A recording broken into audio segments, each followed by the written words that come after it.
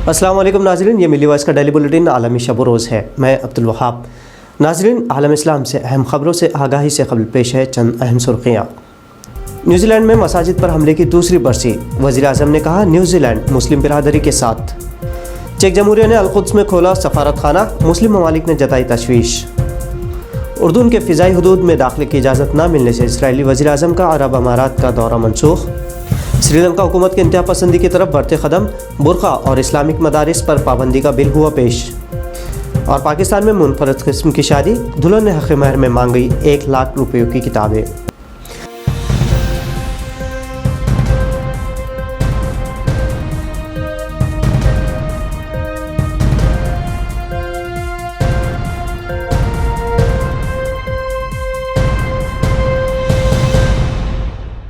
ناظرین، اب خبریں تفصیل سے۔ نیوزی لینڈ میں مساجد پر دہشت گردانہ حملے کو آج 2 سال ہو گئے ہیں۔ حملے کی دوسری برسی کے موقع پر نیوزی لینڈ کی وزیر اعظم جسنڈا اردن نے عوام سے خطاب میں کہا کہ نیوزی لینڈ مسلم برادری کے ساتھ ہے اور ہر شہری کا فرض ہے کہ وہ مسلمانوں کی حمایت کریں۔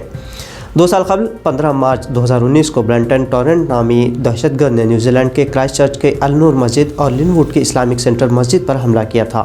اس حملے میں 51 نمازی شہید اور درجنوں افراد زخمی بھی ہوئے تھے۔ ٹورنٹ کو نیوزی لینڈ کی عدالت نے مرتدم تک عمر قید کی سزا سنائی ہے۔ عرب پارلیمنٹ فلسطین اور ترکی نے چیک جمہوریہ کے بیت القدس میں سفارت خانہ کھولنے پر تشویش کا اظہار کیا ہے۔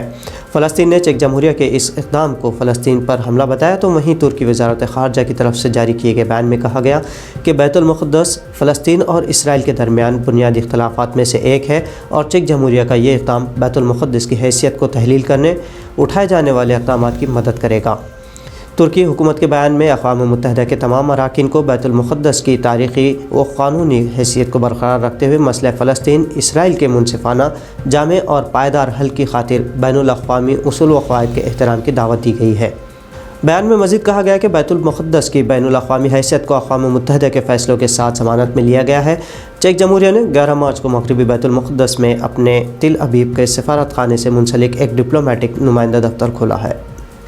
اردن کی جانب سے اپنے فضائی حدود کے استعمال کی اجازت نہ دی جانے پر اسرائیلی وزیر اعظم بنجامن نتنیاہو کو اپنے متحدہ عرب امارات کا دورہ ملتوی کرنا پڑا ہے۔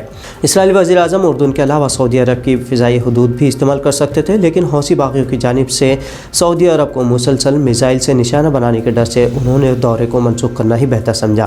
اردن کے اسرائیلی وزیر اعظم کو اجازت نہ دینے کے سبب اسرائیل خود ہے، جس نے 10 مارچ کو اردن کے ولی عہد پرنس حسین بن عبداللہ کے مسجد اقصیٰ کے دورے کو منسوخ کیا تھا۔ اسرائیلی وزیر اعظم UAE نہیں جا پائے۔ UAE سے معاون معاہدے کے بعد فروری میں بھی نتنیاہو کو اپنی اہلیہ کی طبیعت ناسازی کے سبب UAE کا دورہ منسوخ کرنا پڑا تھا۔ میانمار فوج کے خلاف جاری مظاہرے میں گزشتہ 2 دنوں میں 23 افراد کی جان گئی ہے۔ فروری میں حکومت کا تختہ پلٹ دینے کے بعد ملک میں جاری مظاہرے میں اب تک سینکڑوں افراد ہلاک ہو چکے ہیں۔ گزشتہ ہفتے بھی میانمار میں مظاہرین پر فوجی کارروائی میں 38 افراد کی جان گئی تھی۔ مظاہرین میانمار میں جمہوری حکومت کی دوبارہ بحالی کا مطالبہ کر رہے ہیں، جس کی پاداش میں سنیچر کو 18 افراد کی موت ہوئی تھی اور اتوار کو 5 مظاہرین کی موت کی اطلاعات ہیں۔ فوجی تختہ پلٹنے کے بعد میانمار کے فوجی گروپ کے لیڈر مہان بن قائنگ تھان نے فون کے خلاف مظاہرے کو انقلاب سے تعبیر کیا ہے۔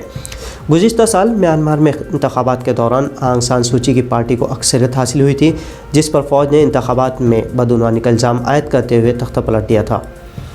سری لنکا میں مسلم خواتین کے برقع پہننے پر پابندی کے ساتھ ساتھ اب اسلامی مدارس کو بھی بند کرنے سے متعلق بل پیش کیا گیا ہے۔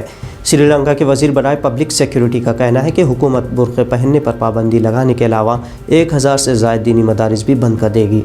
صحافیوں سے دوران گفتگو وزیر ساتھ ویرا سیکارا کا کہنا ہے کہ انہوں نے سیکیورٹی خدشات کے پیش نظر مسلم خواتین کے مکمل چہرے ڈھانپنے پر پابندی سے متعلق بل پر جمعے کو دستخط کی ہیں، جس کی منظوری کابینہ سے لی جائے گی۔ عالمی خبر رساں ادارے رائٹرز کے مطابق وزیر نے برقعے کو انتہا پسندی کی نشانی بتائی۔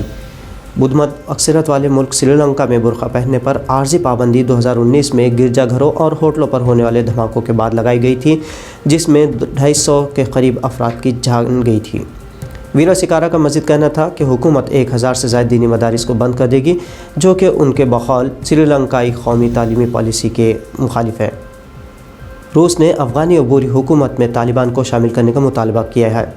اس حوالے سے روسی وزارت خارجہ کی ترجمان ماریا زخرووا نے پریس کانفرنس میں کہا کہ افغانستان کی پرامن سیاست حکومت میں طالبان کو ضم کرنے سے خطے کے کئی مسائل حل ہوں گے۔ اس سمت میں روس کی جانب سے 18 مارچ کو ایک مزید پریس کانفرنس بھی منعقد کی جائے گی۔